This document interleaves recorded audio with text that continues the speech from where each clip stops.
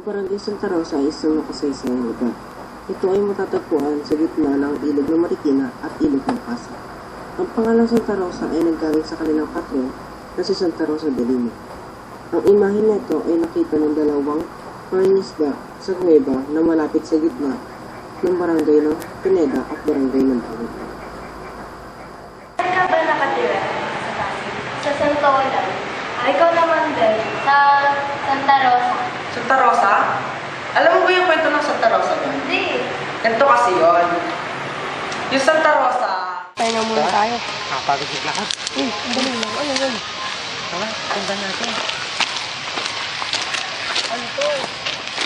Parang imahin. Imahin. Oo. Ibigay natin sa mga kabarangay natin. Sige, baka alam nila sagot kung ano talaga to. Tara. Tara. Mga kabarangay!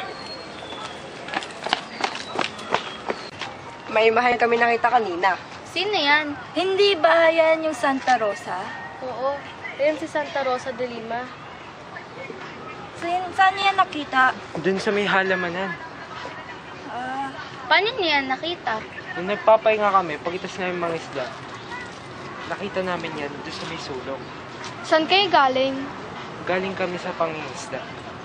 O siya na lang kayo yung gawin nating patron. Oo nga, magandang ideya Bakit siya? yan. Kasi natagpuan siya malapit sa atin. Ito'y ipinapahiwatig ng Diyos na siya dapat nating gawing patron. Viva Santa Rosa! Viva Santa Rosa! Viva Santa Rosa!